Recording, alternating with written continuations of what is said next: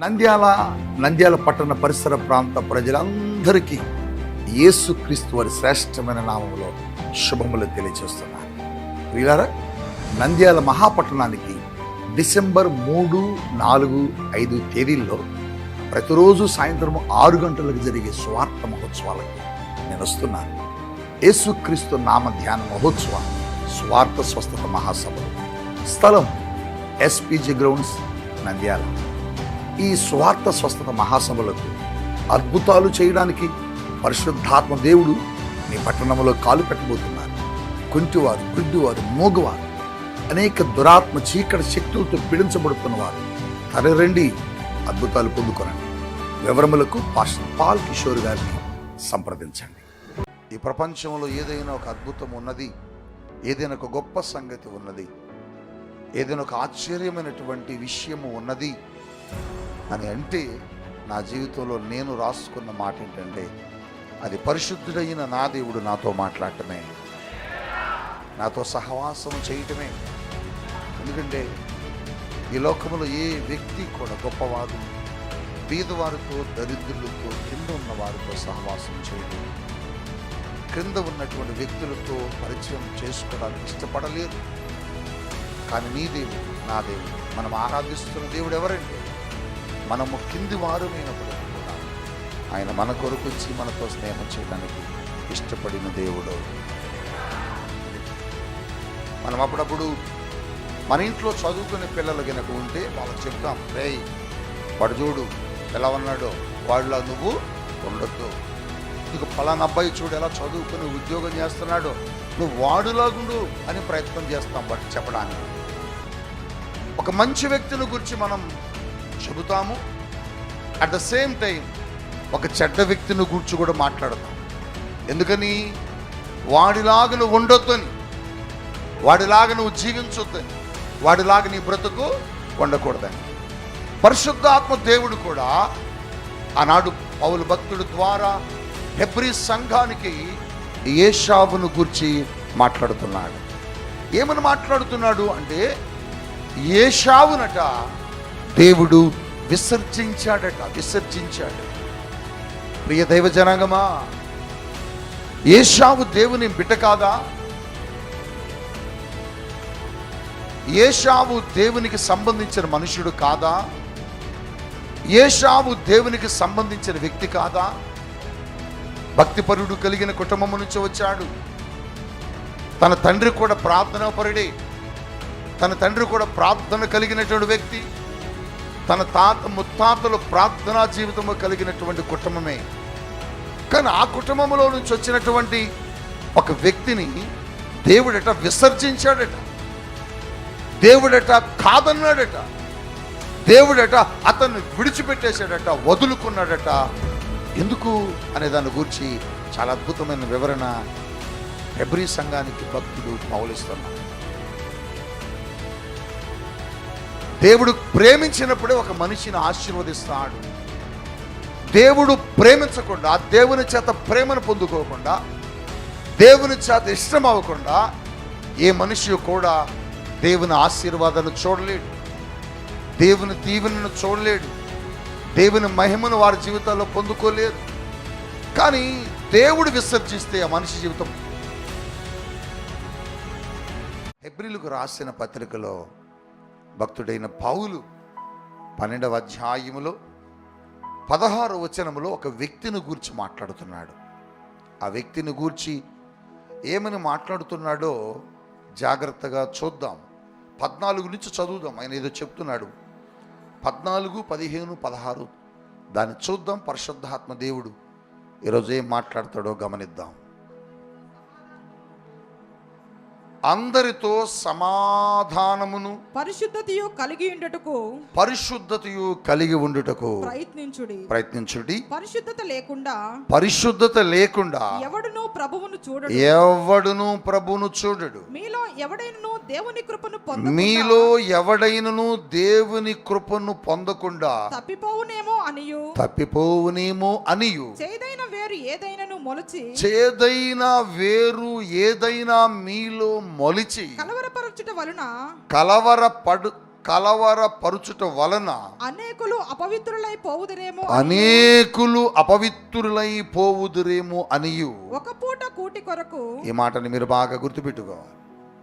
ఒక్క పూట కూటి కొరకు తన జ్యేష్ఠత్వపు హక్కును అమ్మివేసిన ఏశావు వంటి భ్రష్టుడైనను వ్యభిచారి అయినను మీలో ఉండునేమో అని జాగ్రత్తగా చూచుకొనుడి. ఏశావు ఆ తరువాత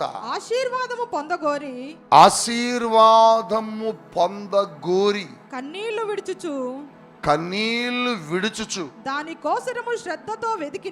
దాని కోసము శ్రద్ధతో వెదికినను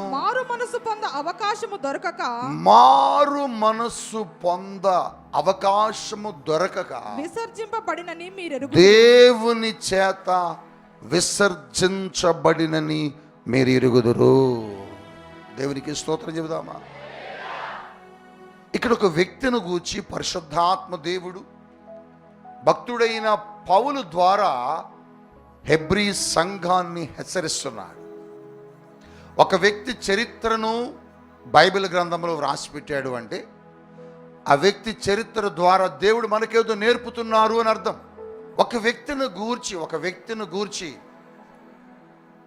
పరిశుద్ధాత్మ దేవుడు పరిశుద్ధ గ్రంథంలో వ్రాసి పెట్టాడు అంటే ఊరికిని రాసి పెట్టాడు. ఆ వ్యక్తిని గురించి మనకేదో నేర్పడానికి ప్రయత్నము చేస్తున్నాడు. మనం అప్పుడప్పుడు మన ఇంట్లో చదువుకునే పిల్లలు గనక ఉంటే వాళ్ళకి చెప్తాం, రేయ్ వాడు చూడు ఎలా ఉన్నాడో, వాడిలా నువ్వు ఉండొద్దు. ఇదిగో పలానా అబ్బాయి చూడు ఎలా చదువుకొని ఉద్యోగం చేస్తున్నాడో, నువ్వు వాడులాగుండు అని ప్రయత్నం చేస్తాం వాడికి చెప్పడానికి. ఒక మంచి వ్యక్తిని గురించి మనం చెబుతాము, అట్ ద సేమ్ టైం ఒక చెడ్డ వ్యక్తిని గురించి కూడా మాట్లాడతాం. ఎందుకని? వాడిలాగా నువ్వు ఉండొద్దని, వాడిలాగా నువ్వు జీవించొద్దని, వాడిలాగా నీ బ్రతుకు ఉండకూడదని. పరిశుద్ధాత్మ దేవుడు కూడా ఆనాడు పౌలు భక్తుడు ద్వారా హెబ్రీ సంఘానికి ఏశావును గురించి మాట్లాడుతున్నాడు. ఏమని మాట్లాడుతున్నాడు అంటే ఏశావునట దేవుడు విసర్జించాడట. ప్రియ దైవ జనాంగమా, ఏశావు దేవుని బిడ్డ కాదా? ఏశావు దేవునికి సంబంధించిన మనుషుడు కాదా? ఏశావు దేవునికి సంబంధించిన వ్యక్తి కాదా? భక్తిపరుడు కలిగిన కుటుంబం నుంచి వచ్చాడు. తన తండ్రి కూడా ప్రార్థనాపరుడే. తన తండ్రి కూడా ప్రార్థన కలిగినటువంటి వ్యక్తి. తన తాత ముత్తాతలు ప్రార్థనా జీవితము కలిగినటువంటి కుటుంబమే. కానీ ఆ కుటుంబంలో నుంచి వచ్చినటువంటి ఒక వ్యక్తిని దేవుడట విసర్జించాడట. దేవుడట కాదన్నాడట. దేవుడట అతన్ని విడిచిపెట్టేశాడట, వదులుకున్నాడట. ఎందుకు అనే దాని గురించి చాలా అద్భుతమైన వివరణ హెబ్రీ సంఘానికి భక్తుడు పౌలిస్తున్నాడు. ఎందుకు విసర్జించాడు? దేవుడు విసర్జిస్తే మన జీవితాలు ఏమైపోతాయి? దేవుడు ప్రేమిస్తే ఉన్నతమైన కృపలోకి వెళ్తాం. దేవుడు ప్రేమించినప్పుడే ఒక మనిషిని ఆశీర్వదిస్తాడు. దేవుడు ప్రేమించకుండా, దేవుని చేత ప్రేమను పొందుకోకుండా, దేవుని చేత ఇష్టం అవ్వకుండా ఏ మనిషి కూడా దేవుని ఆశీర్వాదాన్ని చూడలేడు, దేవుని దీవెనను చూడలేడు, దేవుని మహిమను వారి జీవితాల్లో పొందుకోలేరు. కానీ దేవుడు విసర్జిస్తే ఆ మనిషి జీవితం పాడైపోద్ది. దేవుడే విసర్జిస్తే ఆ కుటుంబం నాశనం అయిపోద్ది. దేవుడే విసర్జిస్తే ఆ మనిషి జీవితం పతనమైపోద్ది. ఇక్కడ ఏశావును విసర్జించాడు. సంగమా జాగ్రత్త జాగ్రత్త అంటున్నాడు. ఎందుకు విసర్జించాడు ఏశావుని దేవుడు? ఎందుకు విసర్జించాడు అంటే ఏశావు ఇంట్లో జ్యేష్ఠుడు. ఇస్సాకునకు కలిగినటువంటి ఇద్దరు కుమారుల్లో యాకోబు, చెప్పండి, ఏశావు. ఏశావేమో జ్యేష్ఠుడు, యాకోబేమో చిన్నవాడు. ఒక రోజున ఏశావు జ్యేష్ఠత్వపు హక్కును గురించి సరిగా తెలుసుకోలేకపోయాడు. జ్యేష్ఠుడిగా పుట్టడం చాలా గొప్ప భాగ్యం. జ్యేష్ఠుడిగా జీవించడం గొప్ప ఆధిక్యత. జ్యేష్ఠుడికి దేవుని ఆశీర్వాదం ఉంటుంది. ఆ ఇంటిలో చాలా బలమైన కృప ఉంటుంది. ఆ ఇంటిలో జ్యేష్ఠులకి దేవుని యొక్క ఆశీర్వాదం మెండుగా ఉంటుంది. ఏది ఇచ్చినా మొదటగా దేవుడు ఎవరికి ఇస్తాడంటే జ్యేష్ఠులకే ఇస్తాడు. అది చాలా విలువైనది, అది చాలా శ్రేష్టమైనది, అది చాలా పవిత్రమైనది, అది చాలా ఉన్నతమైనది. కానీ జ్యేష్ఠుడిగా ఉన్నటువంటి ఈ ఏషా ఒక రోజున ఆకలితో వచ్చి తన సహోదరుడి దగ్గరకు వెళ్ళి ఆ సహోదరుడు వండుతున్నటువంటి ఆహార పదార్థం చూసి, నేను చనిపోయేలా ఉన్నాను, దయచేసి నాకు త్వరగా ఆ ఆహారం ఇవ్వు, తినాలి, నేను బ్రతకాలి అని అడిగాడు. మనం చూస్తాం ఆది కాండంలో ఈ చరిత్ర అంతా. యాకోబుకి మొదటి నుంచి ఒక ఆశ. యాకోబుకున్న కోరిక ఏంటంటే తన సహోదరుడైన ఏశావు యొక్క జ్యేష్ఠత్వపు హక్కును పొందుకోవాలని. ఇది ఇప్పుడుది కాదు, భూమి మీదకు వచ్చాక జరిగింది కాదు. భూమి మీదకు రాకమునిపే తల్లి గర్భములో ఉండగానే ఏశావు యొక్క జ్యేష్ఠత్వపు హక్కుని యాకోబు పొందుకోవాలని తన తల్లి గర్భములో నుంచి ఏశావు కంటే ముందు తానే రావాలని తన మడిమ పట్టుకున్నట్టు వెనక్కి లాగడానికి ప్రయత్నించాడట. హల్లెలూయా, హల్లెలూయా. అంటే ఏశావుకు వచ్చే జ్యేష్ఠత్వపు హక్కు మీద యాకోబుకి గర్భములో ఉండగానే మనస్సు పడ్డది, కనుదృష్టి పడ్డది. దాని విలువ, దాని శ్రేష్టత, దాని ప్రాధాన్యత, దానికి ఉండే ధన్యతను యాకోబు అసలు పుట్టక మునిపే గర్భములో ఉండగానే గ్రహించాడు. అందుకోసమే యాకోబు ఎప్పుడూ కూడా ఏశావు యొక్క జ్యేష్ఠత్వపు హక్కును పొందుకోవాలని సంపాదించాలని ప్రయత్నం చేసేవాడు. ఒక రోజున యాకోబు వంట వండుతున్నాడు, భోజనం సిద్ధపరుస్తున్నప్పుడు ఏశావు అరణ్యము నుంచి వేటాడి వచ్చాడు. వేటాడి అలసిపోయి వచ్చాడు, ఆకలితో వచ్చాడు, దాహంతో వచ్చాడు. ఎప్పుడైతే సహోదరుడు అన్నం వండుతున్నాడో, కూర వండుతున్నాడో, భోజనం సిద్ధపరుస్తున్నాడో, గబగబా వచ్చి నాకు భోజనం పెట్టు దయచేసి అన్నాడు. వెంటనే యాకోబు ఏమడిగాడు, నీకు నేను భోజనం పెడతాను, నేను సిద్ధపరిచేది ఇస్తాను, నువ్వు కోరుకున్నది నేను ఇస్తాను, కానీ ఈ ఇంట్లో నువ్వు పొందుకుని ఉన్న జ్యేష్ఠత్వపు హక్కుని నువ్వు నాకు ఇవ్వాలి. అప్పుడు యాకోబుతో ఏశావు అన్న మాటలేంటో తెలుసా? చూడండి, ఆ మాటలు కూడా ఆది కాండము 25వ అధ్యాయము 32-33 చదవండి. ఏశావు నేను చావగోరుచున్నాను కదా, జ్యేష్ఠత్వము నాకెందుకనెను. బాబు, నేను చచ్చిపోయేలా ఆకలి బాధతో వస్తే నువ్వేంటి జ్యేష్ఠత్వపు హక్కు, ఆ హక్కు, ఈ హక్కు అంటావు? అవి నాకెందుకు? దానివలన నాకు ఉపయోగం ఏముంది? దానివలన నాకు లాభం ఏముంది? దానివల్ల నాకు ప్రయోజనం ఏముంది? అది నాకు అవసరం లేదు. కాబట్టి అది నువ్వు తీసేసుకో, కావాలంటే నాకు ఆ భోజనం పెట్టు చాలు, నాకు ఆహారం పెట్టు చాలు అన్నాడు. అది నాకు ఇచ్చేయి అన్నాడు. వెంటనే ఏశావు ఆ మాట అనగానే యాకోబు అంటున్నాడు, నీ జ్యేష్ఠత్వపు హక్కును నాకు ఇస్తే ఈ భోజనం నీకు నేను పెడతాను. హల్లెలూయా చెప్పండి ఒకసారి. అక్కడ రాయబడిన మాట చదువు బిడ్డ ఒకసారి. ఏశావు నేను చావబోచున్నాను కదా, జ్యేష్ఠత్వము నాకెందుకని యాకోబు నేడు నాతో ప్రమాణం చేయమనెను. నువ్వు నాతో ప్రమాణము చెయ్యనెను. అతడు యాకోబుతో ప్రమాణం చేసి అతనికి జ్యేష్ఠత్వమును అమ్మివేయగా చూడండి, ఏశావు తన జ్యేష్ఠత్వపు హక్కుని యాకోబుకి ఏం చేస్తున్నాడు? అమ్మేస్తున్నాడు. ఆ కింద ఒక అద్భుతమైన మాట రాస్తాడు 34వ వచనంలో. చదువు బిడ్డ. యాకోబు ఆహారమును చిక్కుడుకాయల వంటకమును ఏశావుకిచ్చెను. అప్పుడు తిని త్రాగి లేచిపోయాను.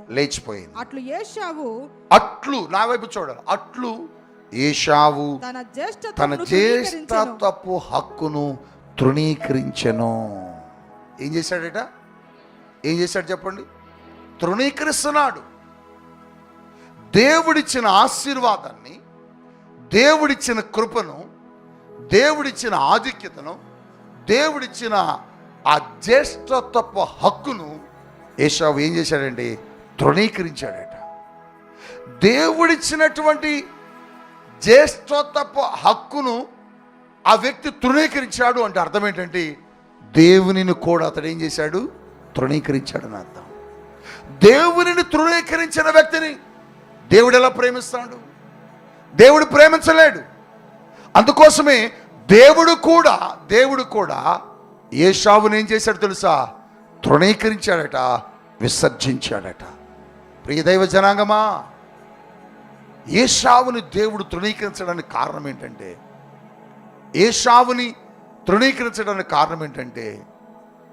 ఆయన జ్యేష్ఠత్వపు హక్కుని యాకోబుకి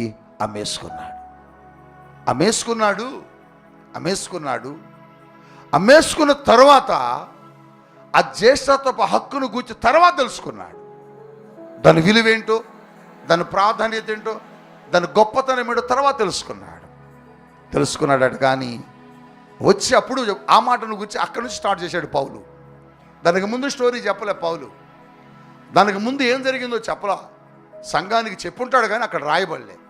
అక్కడి నుంచి పౌలు అంటున్నాడు, ఆ తర్వాత ఏశావు వచ్చాడట. ఆ తరువాత అక్కడ ఏమంటూ ప్రారంభించాడు? ఆ తరువాత. ఆ మాటను మీరు బాగా గుర్తుపెట్టుకోవాలి. ఆ తరువాత అంటే ఒక ఛాన్స్ని, ఒక అవకాశాన్ని ఏశావుకి ఇచ్చాడు. జ్యేష్ఠుడిగా ఏశావును కోరుకున్నాడు. ఏశావును ఆశీర్వదించాలని దేవుడు తప్పించాడు.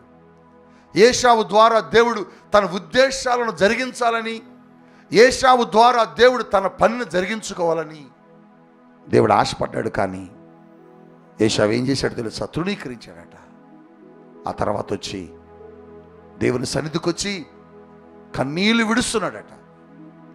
తండ్రి, నన్ను క్షమించు, నన్ను మన్నించు, తిరిగి నన్ను ఒక్కసారి దీవించయ్యా, ఒక్కసారి నన్ను ఆశీర్వదించయ్యా అని దేవుని సన్నిధిలో ఏశావు ఏడుస్తున్నాడట.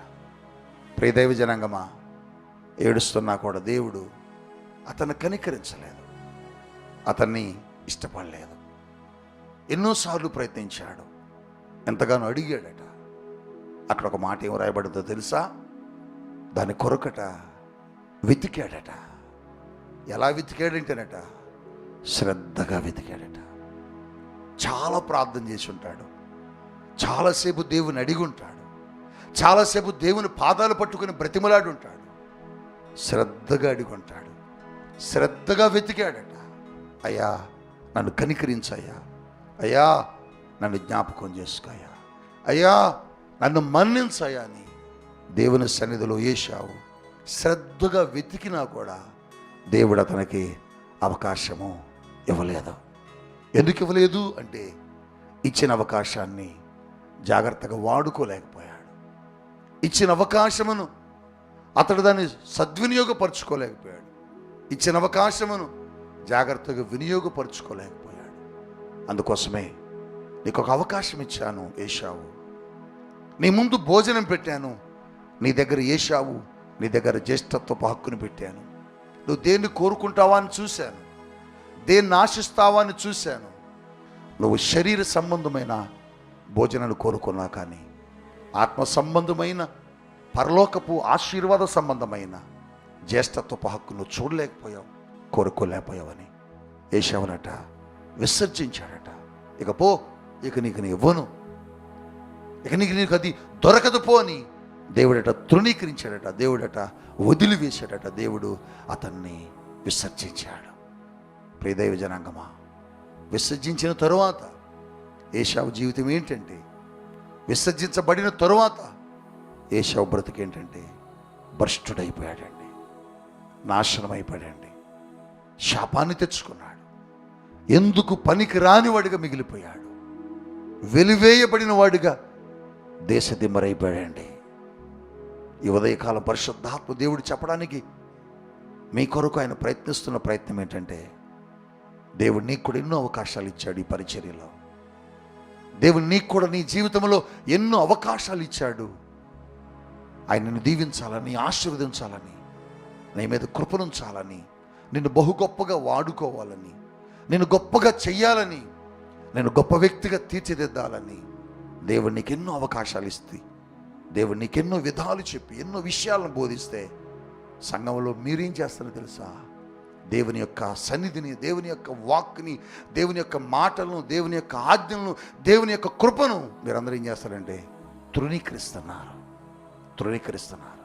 సంగమా, దేవుడు నీకు అవకాశం ఇచ్చినప్పుడు దాన్ని నువ్వు తృణీకరిస్తున్నావు. దేవునికి ఇచ్చిన కృపను తృణీకరిస్తున్నావు. దేవునికి ఇచ్చిన పరిచయను తృణీకరిస్తున్నావు. దేవునికి ఇచ్చిన ప్రాధాన్యతను తృణీకరిస్తున్నావు.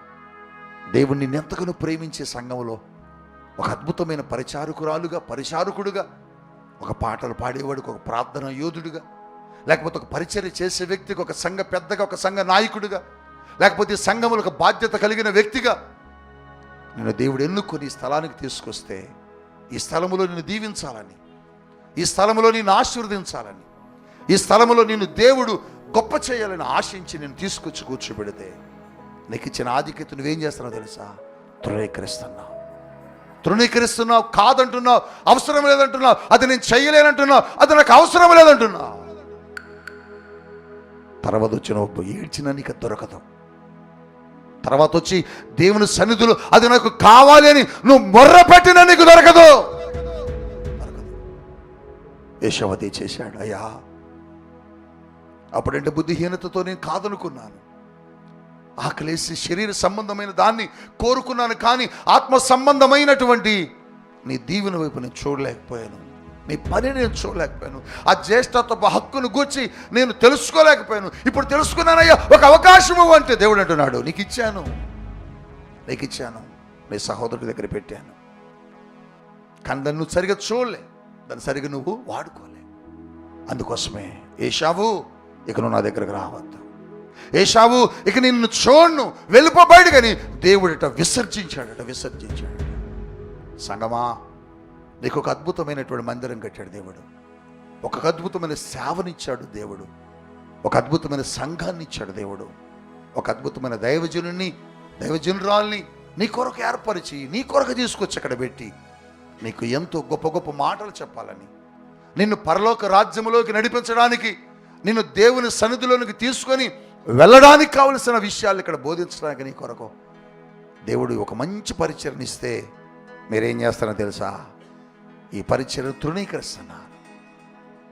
ఈ మందిరం ప్రాధాన్యత మీకు తెలియట్లా, ఆదివారపు ఆరాధన గురించి మీకు సరిగా తెలియట్లా, ఆదివారమున దేవుని సన్నిధిలో గడపటం ఎంత భాగ్యమో మీకు తెలియట్లా, ఆదివారమున దేవుని సన్నిధికి వచ్చి ఆయన సన్నిధిలో గడపడం అది ఎంత ఆధిక్యతో నీకు తెలియడంలా, ఆదివారపు ఆరాధనలో మీ కుటుంబాలతో వచ్చి మీరు కలుసుకొని కూడుకొని దేవుని స్తుతించడము అది ఎంత గొప్ప భాగ్యమో మీకు తెలియటలా. లోక సంబంధమైన ఉద్యోగం కోసం నువ్వు మాట్లాడుతున్నావు తప్ప, లోక సంబంధమైన వ్యవసాయం కోసం, లోక సంబంధమైన వ్యాపారం కోసం దేవుని సన్నిధిని తృణీకరిస్తున్నావు తప్ప, దేవుని మందిరాన్ని నువ్వు ప్రేమించలేకపోతున్నావు, దేవుని సన్నిధిని నువ్వు చూడలేకపోతున్నావు, దేవుని సన్నిధిలో ఉన్న ఆధిక్యత నీకు తెలియటం లే, దేవుని సన్నిధిలో ఉన్న గొప్ప భాగ్యము నువ్వు గమనించలేకపోతున్నావు. నీ కొరకు దేవుని సేవకుడు శనివారము ఆదివారము ఆరాధనలు చేస్తూ ఉపవాసాలుండి మీకోసం ప్రార్థిస్తుంటే, నీకు ఇచ్చిన కృపను, నీకు ఇచ్చిన భాగ్యాన్ని, నీకు ఇచ్చిన పనిని మీరేం చేస్తారో తెలుసా? తృణీకరిస్తున్నారండి.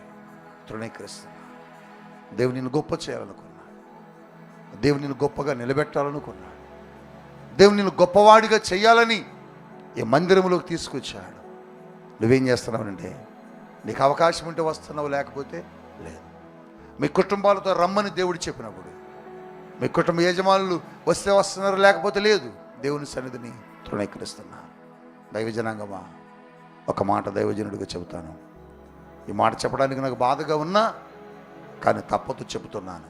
ఏమిటా మాట అంటే, దేవుని చేత నువ్వు తృణీకరించబడితే, దేవుని చేత కనుక నువ్వు గెంటి వేయబడితే, నీ బ్రతుకు ఎందుకు పనికి రాదు. నువ్వు దేవుని చేత విసర్జించబడితే ఇక నీ జీవితాన్ని ఎవరు బాగు చేయలేరు.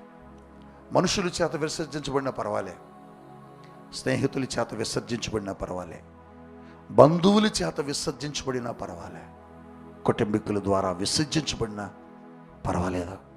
ఎందుకంటే నీ జీవితము వారు విసర్జించినంత మాత్రాన పాడవదు, నీ జీవితము నీ తల్లిదండ్రులు విసర్జించినంత మాత్రాన నాశనం కాదు. కానీ దేవుడు గనుక నిన్ను విసర్జిస్తే, దేవుడు నీ కుటుంబాన్ని గనుక విసర్జిస్తే, దేవుడు నీ కుటుంబానికి నాకు వద్దు పో అని గనుక త్రోసేస్తే, నీ బ్రతుకుని ఎవడు మార్చలేడు, నీ జీవితాన్ని ఎవడు రక్షించలేడు. దేవుడు విసర్జించక ముందే, దేవుడు విసర్జించిన తరువాత కాదు నువ్వు వెతకాల్సింది వచ్చి. ఏశావు ఇప్పుడు వెతుకుతున్నాడట, విసర్జించిన తరువాత, కాదు అనుకున్న తర్వాత వచ్చి బ్రతిమలాడుతున్నాడట. తండ్రి, అయ్యా నేను వచ్చాను నాన్నా అని ఇస్సాకు దగ్గరకు వస్తే ఇస్సాకు అంటున్నాడు, నాన్న నా దగ్గర ఏ ఆశీర్వాదము లేవరా, నీ సహోదరుడని యాకోబు తీసుకుని వెళ్ళిపోయాడు, ఏం మిగిలిన నాన్న మరి నాకు ఏదో ఒకటి చెయ్యి అంటే, శాపము తప్ప నా దగ్గర ఆశీర్వాదములు లేవు. బిడ్డా, దేవుడు విసర్జిస్తే శాపగ్రస్తులు అయిపోతాం, దేవుడు విసర్జిస్తే నాశనకరమైన ఊబిలోకి వెళ్ళిపోతాం, దేవుడు విసర్జిస్తే నీ జీవితమే పతనమైపోద్ది. చూసావా, ఏశావుని దేవుడు విసర్జించాడట. అటువంటి వారు మీలో ఎవరైనా ఉన్నారేమో జాగ్రత్తగా చూసుకోండి. దేవుని యొక్క సేవకుడు పౌలు ఆనాడు హెబ్రీ సంఘానికి చెప్తున్నాడు. ఈరోజు దేవుడు నీతో చెప్తున్నాడు, నీలో కూడా ఎవరన్నా మీ ఇంట్లో ఉన్నారా, మీ సంఘములు ఎవరైనా ఉన్నారా, మన కుటుంబాల్లో ఎవరైనా ఉన్నారా, మన మధ్య ఎవరైనా ఉన్నారేమో చూడండి. దేవుని మాటలను విసర్జించి, దేవుని మాటలను తృణీకరించి, దేవుడిచ్చిన పనిని తృణీకరించి, దేవుడిచ్చిన కృపను తృణీకరించి వెళ్ళిపోయే వాళ్ళు చాలామంది ఉన్నారు. వాళ్ళు ఏమైపోయారు తెలుసా? బయటికి వెళ్ళి పాడైపోయారు, నాశనమైపోయారు. అనేక మంది ఈ మందిరములో నుంచి వెళ్ళిపోయిన వారిని నేను చూస్తున్నాను. అనేక మంది పాడైపోయారండి. ఎందుకు పాడైపోయారంటే, వారు వెళ్ళే సంఘాలు, వారు వెలుచున్న స్థలములో ఒక క్రమం ఉండదు, ఒక పద్ధతి ఉండదు, ఒక క్రమం ఉండదు, ఒక పద్ధతి ఉండదు, ఒక నియమం ఉండదు, ఒక నిబంధన ఉండదు. ఇష్టానుసారంగా రావచ్చు, ఇష్టానుసారంగా పోవచ్చు. ఇంత క్రమాన్ని ఏ సేవకుడు చెప్పడు. ఎందుకు చెప్పరంటే, క్రమం చెప్పితే విశ్వాసి వెళ్ళిపోతాడు, విశ్వాసి వెళ్ళిపోతే వచ్చే కానుకలు పోతాయి. కానీ ఈ కల్వరి మార్గం అటువంటిది కాదు. ఇది క్రమము కలిగిన పరిచర్య. నువ్వు రాకపోగాక దేవుడు నిన్ను తీసుకొని వచ్చి కూర్చోబెట్టాలనుకుంటే పెద్ద సమస్య ఏం కాదు. ఇదిన మన దేవుడు నీతో మాట్లాడుతున్నాడు. మీ ఇంట్లో కానీ, మీ సంఘములో కానీ, మీ మధ్య కానీ ఇటువంటి వారు ఎవరైనా ఉన్నారేమో జాగ్రత్తగా చూసుకోండి. దేవుని సన్నిధిని తృణీకరించే వారితో మనం సహవాసం చేయకూడదు. దేవుని సన్నిధిని లెక్క చేయకుండా వెళ్ళిపోయే వారితో మనం సహవాసం చేయకూడదు. అటువంటి వారితో సహవాసం చేయటం వల్ల, అటువంటి వారు మన మధ్య ఉండటం వల్ల ఏమవుతుందంటే, దేవుడు మనల్ని కూడా విసర్జించే పరిస్థితికి మనము నడిపించబడతాం. అందుకొరకే పౌలు హెబ్రీ సంఘాన్ని హెచ్చరిస్తాం. ఈరోజు హెబ్రీ సంఘానికి కాదు, కల్వరి మార్గం సంఘానికి దేవుడు హెచ్చరిస్తున్నాడు. మీలో ఎవరైనా ఏశావు వంటి భ్రష్టుడు, చివరికి ఏశావు ఏమైపోయాడు అని ఆది కాండములో మనకు దొరకదు. కానీ ఆది కాండములో పరిశుద్ధాత్మ దేవుడు బయలుపరచలేదు. కానీ ఆయన ఏమైపోయాడు అనేది పౌలు హెబ్రీ సంఘంలో ఆత్మచేత మాట్లాడాడు. ఏమైపోయాడంటేనట, వ్యభిచారైపోయాడండి. దేవుని సన్నిధిని వదులుకుని వెళ్ళిపోయే వారి జీవితాలు వ్యభిచారులు అయిపోతారు, లోకానుసారముగా పడిపోతారు. ఆత్మ సంబంధమైన మనుషుడు శరీర సంబంధమైన మనుషుడిగా మారిపోతాడు. శరీర సంబంధమైన మనుషులు నరకంలోకి వెళ్ళిపోతారు, తీవ్రమైనటువంటి అగ్నిగుండంలో కాలిపోతారు. అందుకని సంగమా, ఒకవేళ మీలో ఎవరైనా దేవుని మాటలు తృణీకరిస్తున్నారా, దేవుడు చెబుతున్న వాక్కును తృణీకరిస్తున్నారా, దేవుడు చెబుతున్న ఆజ్ఞలు తృణీకరిస్తున్నారా, దేవుడు మాట్లాడుతున్న మాటల్ని తృణీకరిస్తున్నారా, జాగ్రత్త. కొంతమంది దేవుని సేవకు లేదని చెబుతుంటే చెప్తారులే అయ్యగారు, రోజు చెప్పేయేగా అంటారు, రోజు మాట్లాడేయేగా అంటారు. కొంతమంది అంటారు, రోజు చెప్పే మాటలేగా ఏమవుతులే అంటారు. ఒక వారంగా వెళ్ళబోతే ఏం కాదులే అంటారు. లేకపోతే ఇది ఇట్లా చెప్పమని చెబుతాడు లేదని పాస్టర్ గారు, మనం చెయ్యకపోతే ఏం కాదులే అంటారు.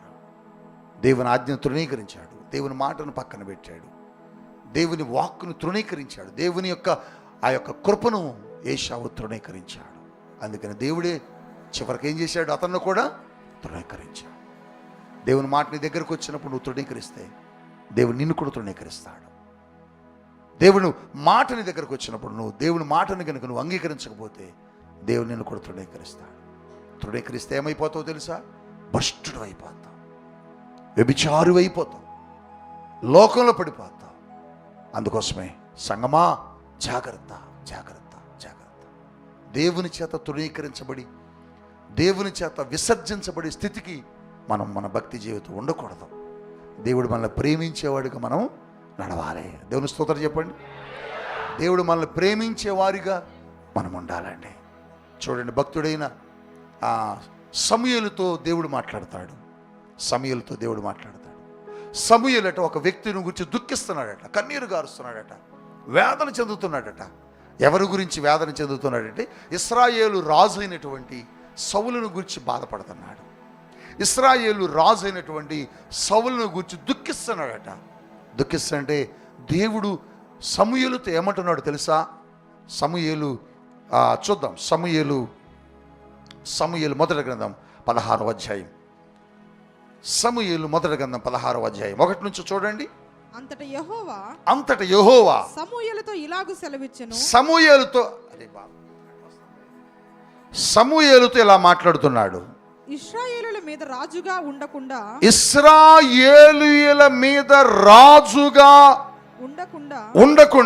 నేను విసర్జించిన సౌలును గూర్చి, ఇదిగో నేను విసర్జించిన సౌలును గురించి నువ్వెందుకు దుఃఖపడుతున్నావు?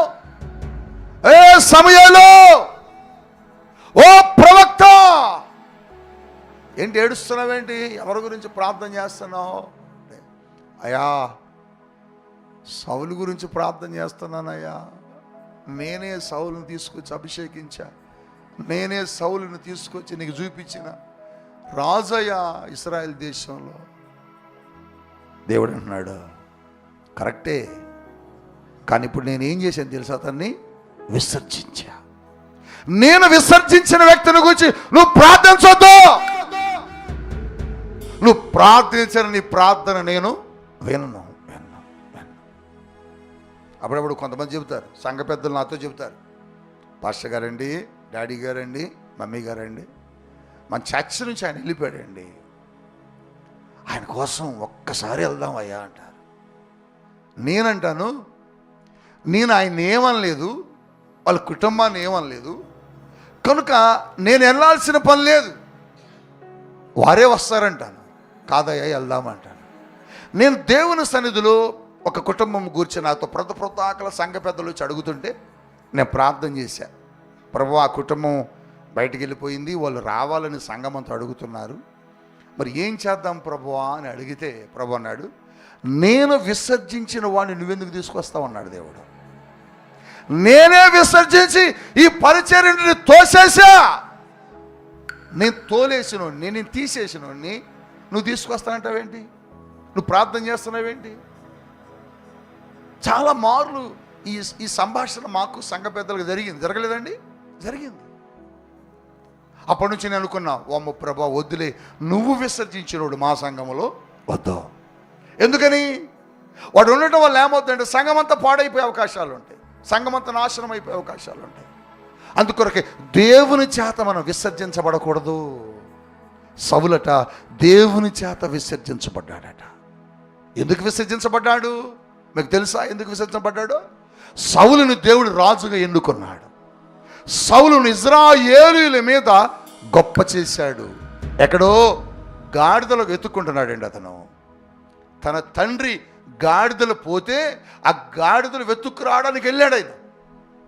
ఆ గాడిదలు వెతుక్కు రావడానికి వెళ్ళి ఊరూరు తిరుగుతున్నాడు. మా గాడిదలు కనపడ్డాయా, మా గాడిదలు కనపడ్డాయా అని ఇంటింటికి అడుగుతుంటే సమూయేలుతో దేవుడు మాట్లాడి, అదిగో ఆయన తీసుకొని రా, ఆయన కోరుకుంటున్నారు ప్రజలు, నేను కూడా ఇష్టపడుతున్నాను, తీసుకురా అని తీసుకొస్తే సౌలుని తీసుకొచ్చి సమూయేలు అభిషేకిస్తే, సమూయేలు అభిషేకించిన తర్వాత రాజు అయ్యి ఇశ్రాయేలును పరిపాలించడం ప్రారంభించాడు.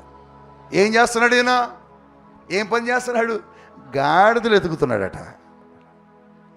వాళ్ళ తండ్రి గాడిదల్ని వెతుకుతున్నాడట. ఎక్కడ పోయినా వెతుకుతుంటే గాడిదలు ఎత్తుకు వాళ్ళు పట్టుకొచ్చి రాజుని చేశాడండి. దేవుని స్తోత్రం చెప్పండి. ఎక్కడో ఉన్న నేను తీసుకొచ్చి పరిచర్యలో గొప్ప చేశాడు. ఎక్కడో ఉన్న నిన్ను తీసుకొచ్చి ఈ పరిచర్లో ఆధిక్యతనిచ్చాడు. ఎక్కడో ఉన్న నిన్ను తీసుకొచ్చి ఈ పరిచర్లో ఒక సంఘ పెద్దను చేశాడు. ఎక్కడో ఉన్న నిన్ను తీసుకొచ్చి ఈ సంఘంలో ఒక గొప్ప ప్రార్థన యోధుడిగా తీర్చిదిద్దాడు. కానీ నువ్వేం చేసావు తెలుసా? ఆయన ఏం చేశాడు తెలుసా? తన ఇష్టానుసారముగా పరిపాలించడం ప్రారంభించాడు. దేవుని మాట ప్రకారం పరిపాలించట్లా, దేవుని వాక్కు ప్రకారం పరిపాలించట్లా, దేవునికి అవిధేయుడిగా పరిపాలిస్తున్నాడు. అమాలేకీయులు శత్రువులు దేవుని ప్రజలకి. అమాలేకీయులు దేవుని ప్రజలకు శత్రువులు. వాళ్ళందరినీ నాశనం చేసి రావయ్య సౌలు అని దేవుడు పంపిస్తే వాళ్ళందరిని చంపేసి వస్తా వస్తా వాళ్ళ ఊరిలో ఉన్న ఎడ్లను గొర్రెలను తీసుకొని వచ్చాడు. అక్కడది ఏది తీసుకురావద్దన్నాడు. అక్కడది ఏది తీసుకురావద్దని దేవుడు చెబితే మనుషులు చంపేసి మనుషులను నాశనం చేసి ఎడ్లను గొర్రెలను తీసుకొని వచ్చాడండి. సమూయేలుకు కనపడకుండా, దేవునికి కూడా కనపడకుండా ఒక చోట జాగ్రత్తగా తలుపులేసి బంధించాడు. ఎవరికి చెప్పొద్దు అన్నాడు. అందరితో చెప్పాడు, ఎవరికి చెప్పొద్దురా అన్నాడు. ఎవరికి ఇది ఇచ్చిన సంగతి చెప్పొద్దు అన్నాడు. సర్లే అన్నారు. సమూయేలు అడిపడి వెళ్తా ఉన్నాడు. వెళ్తుంటే ఎడ్లు అరుస్తున్నాయి, గొర్రెలు కేకలేస్తున్నాయి, రెంకలేస్తున్నాయి. సమూయేలు కనపడినాయి. సౌలు పిలిచాడు, ఏమయ్యా నీకు దేవుడు ఏం చెప్పాడు? అక్కడి నుంచి ఏం తేవద్దన్నాడు. కండి నేనేం తెచ్చాను అన్నాడు. నువ్వేం తెచ్చినవా? ఎడ్లను గొర్రెలను నువ్వు తేలే అన్నాడు. నేను తేలా అన్నాడు. అంటే సమూయేలు అన్నాడు, మరి ఆ కేకలు ఎక్కడి అంటున్నాడు. ఆ కేకలు ఎక్కడే? పాపాన్ని నువ్వు దాచావు. పాపము ఏదో ఒక రోజున అది కేకగా దేవునికి వినపడుద్ది. మరి అవి ఎవరి అనగానే అప్పుడు చెబుతున్నాడు, అబద్ధం. అవా దేవునికి బలర్పిద్దామని తీసుకొచ్చి అంటున్నాడు. బా ఏం అబద్ధం అండి! దేవునికి ముందు చెప్పిండా? చెప్పలే. తర్వాత చెబుతున్నాడు, దేవునికి బలర్పిద్దాం తీసుకొచ్చాడు. సమూయేలుతో దేవుడు అంటున్నాడు, సమూయేలు నేను చెప్పినట్లుగా ఇతను చేయలేదు. నేను నాశనం చేయమన్నట్లుగా నాశనం చేయలేదు. నేను చంపమన్న వాటిని చంపకుండా తనతో పాటుగా తెచ్చుకున్నాడు. కనుక సౌలుకి ఇచ్చిన అధికారాన్ని, సౌలుకి ఇచ్చిన ఆధిక్యతను నేను తీసేసుకుంటున్నాను. నాకు వద్దుక సౌలు, నాకు అవసరమైన సౌలు రాజ్యాధికారం తీసేస్తున్నానని చెప్పాడు. అందుకు తృణీకరించాడట, అందుకు విసర్జించాడట దేవుడు సౌలని. ఎందుకు? దేవుడు చెప్పిన ఆజ్ఞలను నడవకపోవటం, దేవుడు చెప్పిన మాటల ప్రకారం జీవించకపోవటం, దేవుడిచ్చిన ఆజ్ఞల ప్రకారము సౌలు నడవలేకపోవటమే కారణం. ఈరోజు దేవుడు నీతో కూడా చెబుతున్నాడు. దేవుడు నీకు చెబుతున్న ప్రతి ఆదివారం దేవుని మాటల్ని నువ్వు వింటున్నావా? సౌలులాగా కప్పెడుతున్నావా? దేవుని సేవకుడు నీతో మాట్లాడుతున్నప్పుడు నీ పాప విషయంలో ఒప్పుకొని విడిచిపెట్టి వస్తున్నావా? చంపేస్తున్నావా? లేకపోతే వాటిని కాపాడుకుంటున్నావా? దాచుకుంటున్నావా? చాలామంది ప్రార్థనలో ఏకీభవించండి, వాక్య ప్రకారం స్పందించి పాపమును ఒప్పుకొని ప్రార్థన చేయండి అని సేవకుడు చెబుతాడు. కొంతమంది మౌనంగా నుంచుంటారు. ఇక మగాళ్ళు అయితే కనీసం కళ్ళల్లో నీళ్ళు కూడా రావు.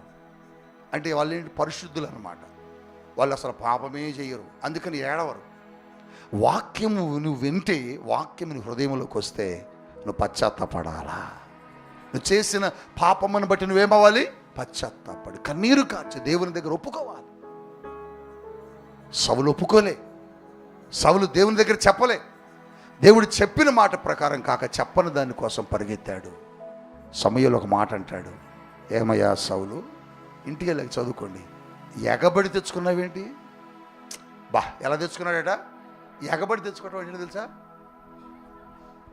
ఎక్కడ తెచ్చుకున్నాడట అంటే అర్థం ఏంటి? దేవుని చేయొద్దన్న పనిని కొంతమంది ఎగబడి చేస్తామంటారు, వెళ్ళొద్దన్న చోటకి ఎగబడి వెళ్తామంటారు, చూడొద్దన్న చోటని ఎగబడి చూస్తామంటారు. దేవుడు అలాంటి వారిని ఏం చేస్తాడంటే విసర్జిస్తాడు, విడిచిపెడతాడు, వదిలేస్తాడు, తృణీకరిస్తాడు. పోబడి అంటాడు. సంగమా, దేవుడు చెప్పిన మాట ప్రకారం నడవట్లేదా? ఓ దైవ జనాంగమా, ఓ గొప్ప సంగమా, దేవుడు చెప్పిన మాట ప్రకారం బ్రతకట్లేదా?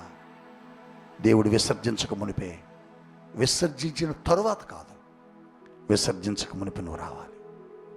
తర్వాత సౌలు వచ్చి దేవుని అడుగుతున్నాడు, బతిమలాడుతున్నాడు. సేవకుడి దగ్గరకు వచ్చి కన్నీరు గార్చి అడుగుతున్నాడు. దేవుడు మాట్లాడుతున్నాడు, ఇక సౌలు గురించి నా దగ్గర నువ్వు చెప్పకు. రికమెండ్ చేస్తున్నాడు సౌలు కొరకు. ఎవరు? సమూయేలు. అయ్యా ఓన్లే అయ్యా ఒకసారి చూడండి అంటే, నాకు కోపం తెప్పించినావు అనుకో సమూయేలు, నిన్ను కూడా దంతా. ఏంది ఆయన కోసం బాధపడుతున్నావు, తీసేయి. దేవుడు కోపం వస్తే అంత తీవ్రంగా ఉంటుంది. మనం పాడుతున్నాం, ఎంత ప్రేమ కలిగిన వాడు, ఎంత కృప కలిగిన వాడు దేవుడు, ఆహా ఓహో అని మనం పాటలు పాడుతున్నాం. కానీ ప్రేమ గలవాడి, కానీ ఆయన విసర్జిస్తే మన జీవితాలు పాడైపోతాయి. ఆఖరికి సౌలు, ఇజ్రాయేలుని అద్భుతంగా పరిపాలించినటువంటి సౌలు, తన కత్తి మీద తానే పడి చనిపోయే పరిస్థితి సౌలు తెచ్చుకున్నాడు. ఘోరమైన మరణం అండి, ఘోరమైన మరణం. ఎందుకు ఈ మరణం వచ్చింది? ఎందుకు ఈ భయంకరమైన శాపం వచ్చింది సౌలు కంటే? దేవుడు విసర్జించాడు. దైవజనంగమా, నీ కుటుంబాన్ని దేవుడు విసర్జిస్తే నీ కుటుంబం కూడా అలాగే బలైపోతాయి. నీ కుటుంబాన్ని, నీ భర్తను, నీ బిడ్డను, నిన్ను దేవుడు విసర్జించే కాడికి నువ్వు తెచ్చుకోవద్దు. విసర్జించకూడదు. దేవుడికి విరక్తి పుట్టకూడదు. ఛీ, ఎన్నిసార్లు పడిపోతావురా, ఛీ ఎన్నిసార్లు పడిపోతావమ్మా, ఛీ ఎన్నిసార్లు నేను చెప్పింది చెయ్యవమ్మా, ఛీ ఇక నాకొద్దు పో పో పో అనే కాడికి మనం తెచ్చుకోకూడదు. ఒకసారి నీకు తెలియక పాపం చేసిన, పొరపాటు చేసిన, ప్రభువా నన్ను క్షమించని గనుక వచ్చి అడిగితే నేను క్షమిస్తాడు, ప్రేమిస్తాడు, ఇష్టపడతాడు. కానీ ఎన్ని మార్లు చెప్పినా వినకపోతే, అవకాశం ఇచ్చినప్పుడు ఆ పనిలో నువ్వు నిలబడకపోతే, ఆ ఆరాధనలో నువ్వు కనబడకపోతే, ఆయన సన్నిధినికి నువ్వు దూరం అయిపోతే దేవుడు నిన్ను విసర్జిస్తాడు. విసర్జించిన ఏశావు భ్రష్టుడైపోయాడు. ఎందుకు పనికి రానివాడైపోయాడండి. ఎంత గొప్ప ఆధిక్యత అండి, ఎంత గొప్ప ధన్యత అండి. జ్యేష్ఠుడండి, ఇంటిలో జ్యేష్ఠుడంటే దేవుని కృప ఆ వ్యక్తి మీదే ఉంటుందండి. దేవుని దీవెన ఆ వ్యక్తి మీదే ఉంటుందండి. ఆ ఇంట్లో ఏది వచ్చినా, ఏది వాటా వేయాల్సి వచ్చినా జ్యేష్ఠుడికి ఎక్కువ వేస్తారండి. వాటా వేస్తే కింద వాడికి 2 ఎకరాలు ఇస్తే జ్యేష్ఠుడికి 10 ఎకరాలు ఇస్తారండి. అంత ఆధిక్యతను కోల్పోయాడు. సంగమా, దేవుడు నీకు కూడా అటువంటి కృపనిచ్చాడేమో. దైవజనులు ప్రక్కన నిలబడే అవకాశం మీకు ఇచ్చాడు. దైవజనులు ప్రక్కన వచ్చి నిలబడే అవకాశం ఇచ్చాడు. దేవుని సేవకుల దగ్గరకు నేరుగా వచ్చి మాట్లాడే అవకాశం ఇచ్చాడు. ఈ సంఘములో ఒక ప్రార్థన యోధుడుగా, ఒక ప్రార్థన పరుడుగా, ఒక వాలంటీర్గా, లేకపోతే ఒక సంఘ పెద్దగా, ఒక నాయకుడిగా, ఇదిగో ఇక్కడ పరిచయం చేయడానికి ఒక ఆధిక్యతను దేవుడు మీకు ఇచ్చాడు. ఈ ఆధిక్యతను కోల్పోయి, కాదనుకొని వెళ్ళిపోయి నాశనమైపోయిన వాళ్ళు చాలామంది ఉన్నారు.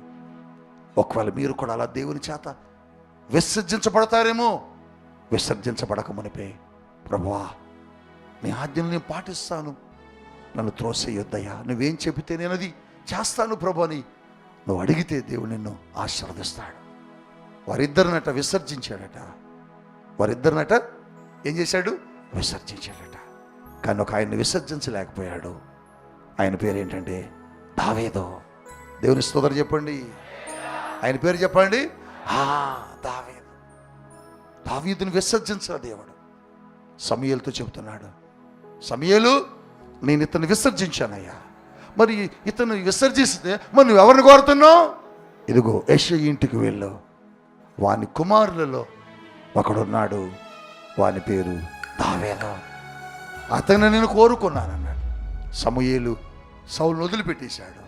సౌలుని వదిలిపెట్టి, పోరా నీ కర్మ అనుభవించి అయిపోయింది నీ పని అనుకొని తైల బుడ్డు తీసుకొని బ్యాగ్ వేసుకొని బైబిల్ పట్టుకొని యెషయా ఇంటికి వెళ్ళాడు. ఆ ఇంట్లో వాళ్ళందరినీ పిలిచాడు. అడిగితే వాళ్ళు ఎవరో కాదు. తండ్రిని అడుగుతున్నాడు, అయ్యా 7 వచ్చారు. దేవుడేమో నన్ను మీ ఇంట్లో కుమారులు అభిషేకించమని చెబితే, మరి 7 ఎవరో కాదంటున్నారు, ఇంకెవరు ఉన్నారా పిలవండి అంటే, ఇంట్లో నుంచి వాళ్ళ అమ్మ అంటుంది, ఇంకొకడు ఉన్నాడయ్యా మా ఇంట్లో, వాడు ఇంట్లో ఉండడు, ఎప్పుడు అరణ్యంలోనే ఉంటాడు. అతను ఏం చేస్తాడమ్మా? వాడు చదువు లేదు సంధ్య లేదయ్యా, చదువు లేదు సంధ్య లేదు. మరి ఎందుకు? ఎక్కడున్నాడు? అరణ్యంలో గొర్రెలు కాసుకుంటున్నాడయ్యా. గొర్రెలు కాసుకుంటున్నాడా? అయితే చూద్దాం, ఒకసారి చూద్దాం, పిలవండి అన్నాడు. కబురు పెట్టారు. రే నాన్న, నీకోసం ఒక ప్రవక్త వచ్చాడు, ఏదో చెప్పటానికి మాట్లాడటానికి వచ్చాడు. రాని కబురు చేస్తే గొర్రెలు దోలుకొని ఇంటికి వస్తున్నాడు. ఇంటికి వస్తుంటే దూరంగా అదిగో అంత దూరాన్ని కనపడుతున్నాడు. పిల్లాడు నెక్కరేసుకున్నాడు, చొక్కా ఏమీ లేవు. వస్తుంటే దావీదు గురించి చూసి అన్నాడు, ప్రభువా, ఈ పిల్లాడి కనుక నువ్వు కోరుకున్నాడు ఏంటి కొంపదీసి అని సమూయేలు అడుగుతుంటే దేవుడు అంటున్నాడు, సమూయేలు, నేను కోరుకున్నవాడు ఇతడే. దేవుని స్తోత్రం చెప్పుదా. నేను కోరుకున్నవాడు ఇతడే. ఇతడా? ఇతడి దగ్గర ఏముంది ప్రభువా? అతడి దగ్గర ఏముందో తెలుసా? 119లో రాస్తున్నాడు. 119వ కీర్తనలో ఆయన దగ్గర ఏముందో దేవుడు చెబుతున్నాడు. ఆయన ఎందుకు ఇష్టపడుతున్నాడు దేవుడు చెబుతున్నాడు. ఆయన ఎందుకు కోరుకున్నాడో 119లో దావీదు తన కీర్తన అంతట్లో ఏమేమి చెప్పుకుంటూ వచ్చాడు తెలుసా?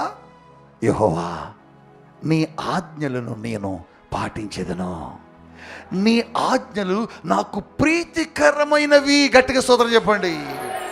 నీ మాటలు నాకు ఇష్టమైనవి. హల్లెలూయా. నీ ఆజ్ఞలను పాటించాలని నీ మందిరములోకి నేను పరిగెత్తుకుంటూ వస్తున్నాను. నా మాట వినేవాడు, నా ఆజ్ఞలను పాటించేవాడు, నా వాక్కును గౌరవించేవాడు, నేనంటే ఇష్టపడేవాడు, నేనేది చెబితే అది చేసేవాడు. ప్రభువా, అవునా? అవును. సమూయేలు, నీకు ఇంకో సంగతి చెప్పనా? దావీదు కూడా పడిపోయాడయ్యా. దావీదు కూడా ఒక రోజున నన్ను కాదని నిలిపి పాపం చేశాడయ్యా. కానీ నేను గద్దిస్తే ఆ అవకాశాన్ని వాడుకొని తనను తాను సరిచేసుకుని వచ్చి తను కోల్పోయిన కృపను వెతికాడయ్యా. వెతికి ఆ కృపను పొందుకున్నాడు. ఏశావు వెతికాడు. ఎప్పుడు? విసర్జించబడిన తర్వాత వెతికాడు. కానీ దావీదు వెతికాడు, నేను విసర్జించక మునిపి వెతికాడు. అందుకని తిరిగి ఆ కృపను దావీదుకు నేను ఇస్తున్నాను. ఎన్ని మాటలు రాశాడండి 119వ కీర్తనలో. అబ్బా, ఎన్ని విషయాలో. 32వ వచనంలో అంటాడు చూడండి. ఆ మాటలు ఒకసారి చదువుదామా? 119. నా హృదయమును నీవు విశాలపరచినప్పుడు నేను నీ ఆజ్ఞల మార్గమున పరిగెత్తెదను. చూసావా? నేను నీ ఆజ్ఞల మార్గమున. అబ్బా, దేవుని స్తోత్రం చెప్పండి. అవన్నీ రాశాడు. 15వ వచనంలో చూడండి, నీ ఆజ్ఞలు నేను ధ్యానించెదను. దేవుని స్తోత్రం చెప్పండి. ఆయన ఆజ్ఞలు ఏం చేస్తాడట? 4వ వచనం చూడండి, నీ ఆజ్ఞలను జాగ్రత్తగా గైకొనవలనని నువ్వు మాకు ఆజ్ఞాపించున్నావు అంటూ 6వ వచనంలో నీ ఆజ్ఞలన్నిటినీ నేను లక్ష్యము చేయనప్పుడు నువ్వు నన్నేం చేస్తావు? అవమానం కలగదు. నాకు అవమానం కలగదు. దేవుని ఆజ్ఞను పాటించేవాడికి అవమానం కలగదు. దేవుని ఆజ్ఞ పాటించనడు ఏశావుకు అవమానం కలిగింది. దేవుని ఆజ్ఞను పాటించని సౌలుకు అవమానం కలిగింది. దేవుని ఆజ్ఞను పాటించేవాడికి అవమానం కలగదు. దావీదు అదే రాస్తాడు, నీ ఆజ్ఞలను, నీ కట్టడలు నాకు ఎంతో ప్రీతికరమైనవి, నాకు ఇష్టమైనవి ప్రభువా. నీ నిబంధనలు నాకు చాలా ఇష్టపడినాను, నాకు చాలా ఇష్టం ప్రభువా. నీ ఆజ్ఞలు చాలా బాగున్నాయి ప్రభువా, నీ ఆజ్ఞలు నాకు చాలా ఇష్టం ప్రభు అంటాడు. మనమైతే ఆయన ఆజ్ఞలు మనం ఏం చేస్తున్నాం? అబ్బు ఆదివారం కూడా రావాలా, అబ్బు శనివారం కూడా రావాలా, అబ్బు దశంభాగం ఇవ్వాలా, అబ్బు వేకువనే లేవాలా, అబ్బో దేవుని సన్నిధిలో ముర్ర పెట్టి ప్రార్థన చేయాలా. ఇవి మనకు కుదరవు, ఇవి మనకి కుదరవు. కానీ దేవుడికి, దావీదు కట్ట అవి ఇష్టమైనవి అట. దేవుని స్తోత్రం చెప్పండి. దేవుని స్తోత్రం చెప్పండి. ఆయన ఆజ్ఞలు ఏం కావాలి? మనకి ఇష్టం అవ్వాలి. నువ్వు ఇలా ఉండు అని నాకు చెప్పావు చూడు ప్రభా, అది నాకు ఇష్టమైంది. నువ్వు ఇలా చెయ్యి అని నాకు చెప్పావు చూడు ప్రభా, అది నాకు ఇష్టమైంది. నువ్వు ఇలా నడువు అని నాకు చెప్పావు చూడు ప్రభా, అది నాకు ఇష్టమైంది. బా బా బా బా బా మనమైతే ఏం చేస్తాం? ఇంత స్ట్రిక్ట్ పెట్టాడేంటి పాస్టర్ గారు సంఘంలో, ఇంత క్రమంగా ఉంచాడేంటి? అయితే ఈ సంఘం మనకొద్దు. ఏ సంఘం కావాలి? ఏం చేసినా అడగని సంఘం మనకు కావాలి. ఎప్పుడు వెళ్ళినా అడగని సంఘం మనకు కావాలి. మనం ఎలా ఉన్నా అడగని సంఘం మనకు కావాలి. మనం ఏం చేస్తున్నా అడగని సంఘం మనకు కావాలి. అటువంటి సంఘాన్ని, అటువంటి సంఘంలో ఉన్న వాళ్ళని దేవుడు ఏం చేస్తాడు తెలుసా? విసర్జిస్తాడు. అందుకనే క్రమము కలిగి ఆజ్ఞలు పాటించే స్థలంలో మనం ఉండాలి. దేవుని స్తోత్రం చెప్పండి. ఇప్పుడు నేను స్ట్రిక్ట్ చేస్తా, బాగా స్ట్రిక్ట్ పెడతా. ఇంకా 2025లో ఇంకా అసలు ఊపిరాడినంత స్ట్రిక్ట్ పెడతా. నేను ఊపిరి ఆడిపోదు, మీకు అసలు ఊపిరి కూడా ఆడదు, అంత రూల్స్ పెడతా. అప్పుడు కూడా మీరు ఇష్టపడతారా? ఇష్టపడతామన్న వాళ్ళు చెప్పండి. ఊరికినే చెబుతున్నారు మీరు, నిజంగా చెప్పండి. మీరు ఎన్ని రూల్స్ పెట్టినా మేము దాన్ని పాటిస్తామన్న వాళ్ళు హల్లెలూయా చెప్పండి. 9:30కి గేట్ వేసేస్తాం. మరి ఇష్టమేనా? హల్లెలూయా చెప్పండి. క్రమం కలిగిన స్థలంలో మనం కోరుకోవాలి. క్రమాన్ని మనం కోరుకుంటే, క్రమాన్ని మనం ప్రేమిస్తే దేవుడు మనల్ని కూడా కోరుకుంటాడు, ప్రేమిస్తాడు. అందుకోసమే దావీదునట్టు దేవుడు కోరుకున్నాడట. నీ ఆజ్ఞలు నాకు ఇష్టమని అయ్యా, నీ మాటలు నాకు ఇష్టమని, వాటిని ధ్యానించుటకై వేకువని నేను నా కనులు లేపి చూస్తున్నాను, చదువుతున్నాను, ధ్యానం చేస్తున్నాను అంటాడు. రూల్స్ పెడితే సంఘంలో విశ్వాసులు ఉండరు. క్రమమైన రూల్స్ పెడితే సంఘంలో విశ్వాసులు ఉండరు. క్రమమైన రూల్స్ పెట్టే పిల్లలను చూసి పిల్లలకి తల్లిదండ్రులు ఎక్కడ కనపడతారు? మీ అబ్బాయికి నువ్వు ఎక్కడ కనపడతావు? దెయ్యంలా కనపడతావు. నానా 500 తీసుకొని వెళ్ళి బార్ షాప్కి వెళ్ళి నాన్న అంటే థ్యాంక్ యూ మమ్మీ అంటాడు. సిగరెట్ తాగి నాన్న అంటే థ్యాంక్ యూ మమ్మీ. సినిమాకి వెళ్ళి నాన్న అంటే థ్యాంక్ యూ అంటాడు. కానీ నువ్వు అక్కడికి వెళ్ళొద్దురా, ఇక్కడికి వెళ్ళొద్దు, నువ్వు చర్చిలోనే ఉండాలను. నేను ఎట్లా చూస్తావు తెలుసా? ఆ పొద్దాకు చర్చికి ఎట్లా వెళ్తావు అంటాడు.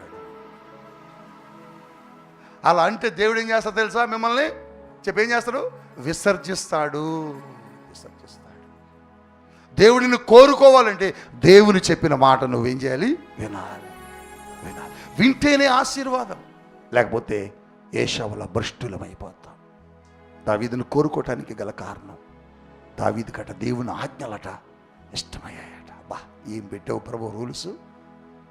మీరు చెప్పగలరా? బా ఏం రూల్స్ పెట్టారండి పాస్టర్ గారు? ఇక్కడ ఉండాలండి మా కుటుంబం, ఈ సంఘంలో మేము నాటబడాలండి. అక్కడికి ఎప్పుడు వెళ్ళినా రానిస్తారు, అక్కడికి వద్దు, లేదా పలానా చోటకి ఎప్పుడు వెళ్ళినా పిలుస్తారు. ఏం కాదు, అక్కడికి ఏ టైంలో వెళ్ళినా రాదు. నేను గేట్ వేయించేసా, 9:30కి గేట్ వేయించేసా.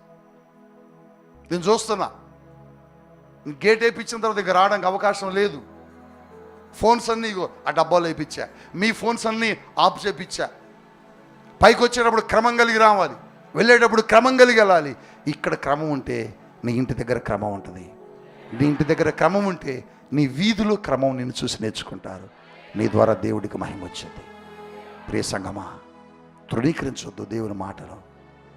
దేవుడు నిన్ను విసర్జించే స్థితికి నువ్వు రావద్దు. విసర్జిస్తే ఏషావు భ్రష్టుడైపోయాడు, వ్యభిచారైపోయాడు.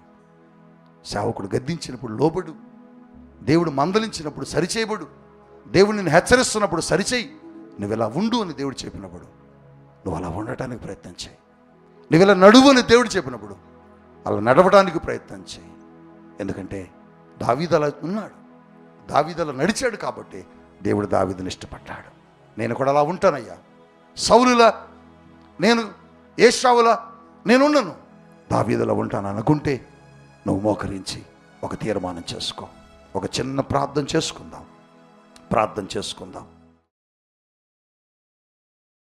తండ్రి, ఎంతమంది ఈ రోజున నీ వాక్యాన్ని విని నీ వాక్యానికి లోబడి ఈరోజు పశ్చాత్తాపడ్డారా? ఏశావు నైనా సౌలు నైనా ఇచ్చిన కృపను ఎలా తృణీకరించుకొని నీ చేత విసర్జించబడ్డారు. దానివల్ల వారికి ఎంత భయంకరమైన శాపం వారిని నిలబడి చేసిందో. అయ్యా, మాతో మాట్లాడుతూ వచ్చినప్పుడు అయ్యా ఇదిగో తండ్రి ప్రభా, ఆ శాపం మాకొద్దయ్యా, ఆ యొక్క తృణీకరణ మాకొద్దయ్యా, నీ చేత మేము విసర్జించబడకూడదు ప్రభు. దావీదు వల్ల మేము ఉంటామయ్యా. దావీదు నైనా అయ్యా ఇదిగో తండ్రి నీ కృపకు దూరం కాకుండా తను చేసిన ప్రతి పాప స్థితిని బట్టి నీ సన్నిధిలో ఒప్పుకున్నప్పుడు నీ కనికరం పొందుకున్నాడు, నీ అభిషేకం పొందుకున్నాడు. అయ్యా నువ్వు ఆయన కనుగొన్నాను, అభిషేకించావు అయ్యా. ఆ కృపే మాకు కావాలని ఈరోజు ఎంతమంది కోరుకుంటున్నారా ప్రభా? పశ్చాత్తాపడ్డారో, నీ తట్టు వారి హృదయాలు తిప్పుకున్నారో, నువ్వు ఇచ్చిన ప్రతి ఒక్క ఆ కృప, ఆ అనుగ్రహం, ఆ దీవెన, ఆశీర్వాదం మేము తృణీకరించమయ్యా, పోగొట్టుకోమయ్యా. నీకోసం కడవరకు బ్రతుకుతాం. నీ రాకడ సమయం వరకు నిలబెట్టుకుంటామని ఎంతమంది తీర్మానం చేసుకున్నారు వారందరిని నువ్వు దీవించుదువుగాక, ఆశీర్వదించుదువుగాక. దావీదు మీదకి వచ్చే శాశ్వత కృప నీ బిడ్డల మీదకి వచ్చునుగాక, నీకు దీవెన వారి మీదకి వచ్చునుగాక. ప్రభా, ఈ దినము ప్రభా, ఎంతమంది నీ మాటకు లోబడ్డారు వారికి కావలసిన ప్రతి ఈవి దయచేయండి. మరి ఏ ఏ అక్కరతో నీ మందిరంలో ఉన్నారో, ఏ అవసరతతో ఉన్నారో, ఏది ఆశపడి వచ్చారో, ఏ సునామంలో అది దొరుకునుగాక, వారి అవసరత తీర్చబడునుగాక, వారి అక్కర తీర్చబడునుగాక. నీవే యజమానుడివై, నీవే కాపరివై, నీవే సంరక్షకుడివై, నీవే నాయకుడివై నీ కృప కాపుదలను అనుగ్రహించి నీ పరమును చేరు వరకు మమ్మల్ని అందరినీ నడిపించదుగాక. ఆ కృపలో నిలబెడుతున్నందుకు నీకు వందనాలు చెల్లిస్తూ యేసు నామములో ప్రార్థిస్తున్నాం తండ్రి, ఆమెన్.